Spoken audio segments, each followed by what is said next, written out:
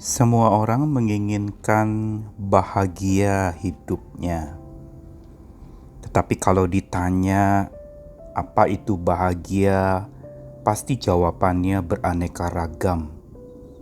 Punya banyak versi dari setiap orang dengan bahagianya masing-masing.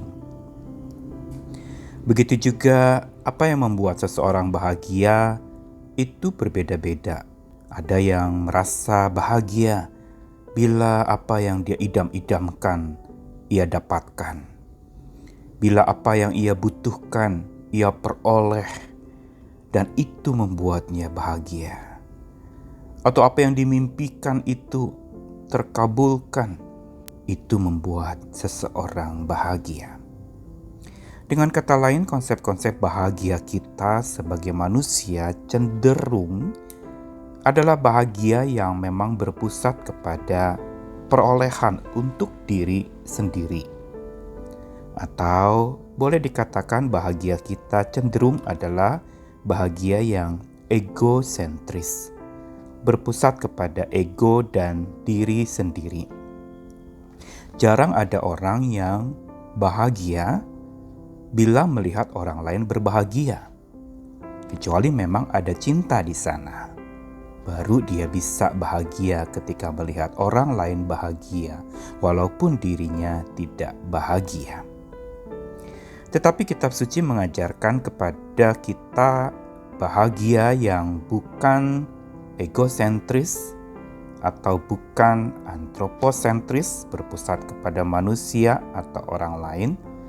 Tetapi kitab suci mengajarkan bahagia yang teosentris, berpusat kepada Allah. Saya Nikolas Kurniawan menemani dalam Sabda Tuhan menyapa kita lagi hari ini dari nyanyian pujian Maria yang sering disebut Magnificat di dalam bahasa Latin, yang artinya pemuliaan atau memuliakan. Hari ini saya bacakan ayat yang ke-48 dari Lukas 1, 48b sampai 49. Sesungguhnya mulai dari sekarang segala keturunan akan menyebut aku berbahagia, karena Yang Maha Kuasa telah melakukan perbuatan-perbuatan besar kepadaku, dan namanya adalah kudus.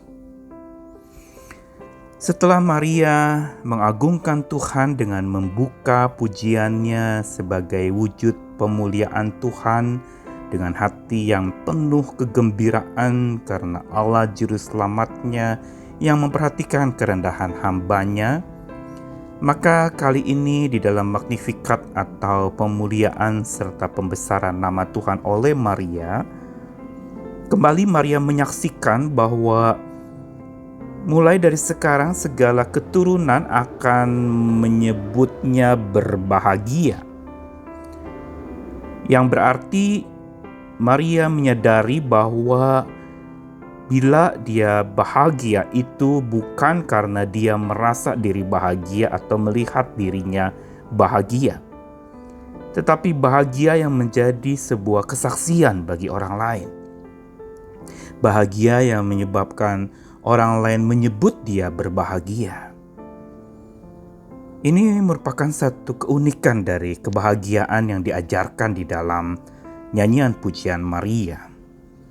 Maria tidak menjadi egosentris dengan apa yang dia terima. Kasih karunia Allah, penyertaan Allah, bahkan keajaiban Allah yang menaunginya, itu tidak membuat dia menjadi pongah. Tapi tetap dengan rendah hati, dia mengatakan bahwa orang lainlah yang akan menyebut dia berbahagia. Dan dari keturunan sampai keturunan berikutnya, dia akan disebut bahagia. Dan bukankah ini yang sampai hari ini orang juga sering menyebut Maria sebagai wanita yang paling bahagia, karena dia menjadi perempuan yang melaluinya Juru Selamat dunia terlahirkan. Sesungguhnya bagian ini ingin memberitahu kepada kita tentang bahagia yang termulia. Kalau ada kata mulia itu berarti ada karakter ilahi di dalamnya.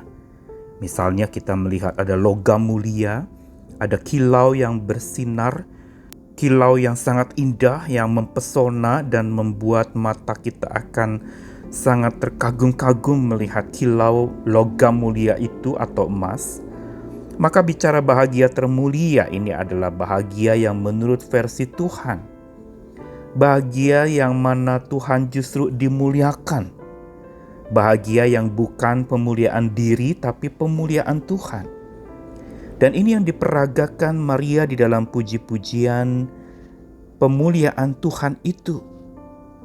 Dia menyadari bahwa kebahagiaannya itu bukan karena dirinya, juga bukan untuk dirinya, tapi karena Tuhan dan untuk Tuhannya. Maria menyadari bahwa bukan karena dia memperoleh sesuatu yang ia butuhkan, maka dia baru bahagia. Tetapi karena dia memandang kepada Tuhan yang maha teguh itu, yang membuat hatinya tersentuh begitu rupa.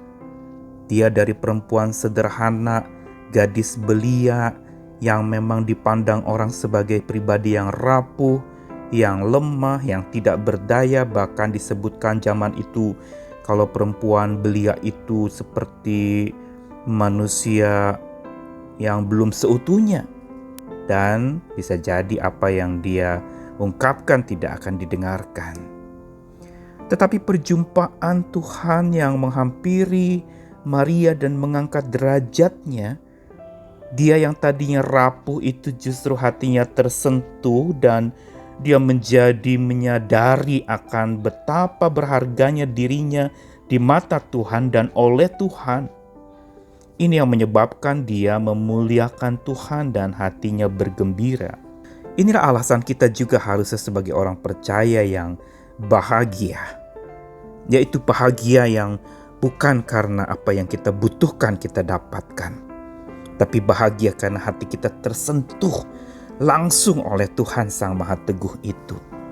Walaupun hidup kita seringkali rapuh atau saat ini sedang rapuh. Maria menjadi contoh pribadi yang berbahagia dengan sebuah bahagia kemuliaan Tuhan terjadi. Dan bukan itu saja, Maria juga menyadari bahwa jiwanya itu dibuat teguh oleh Tuhan. Jiwanya dibuat menjadi kuat dan kokoh.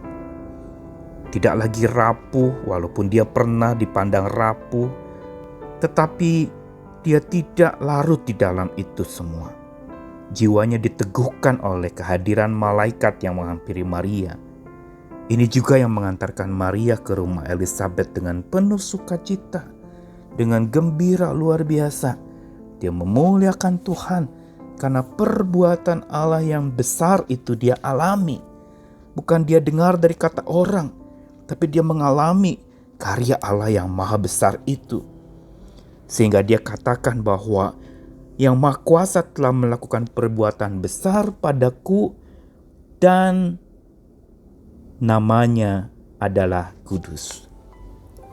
Inilah konsep bahagia termulia yang perlu ada dalam hidup kita, yaitu bahagia karena kita memuliakan nama Tuhan. Bahagia karena perbuatan besar Tuhan. Bahagia yang bagi Tuhan dan oleh Tuhan. Bahagia karena pribadi Tuhan yang Maha Kudus itu. Bahagia karena Allah begitu mengasihi luar biasa dan mengangkat derajat mereka yang sedang tersesat, yang sedang terhilang, yang sedang mengalami duka cita, yang sedang mengalami pergumulan berat. Tuhan angkat derajatnya. Hari ini Dia mengangkat kita semua. Dia mau kita seperti Maria, memuliakan dan bergembira di dalam Tuhan. Selamat terus memuliakan Dia apapun keadaanmu. Amin.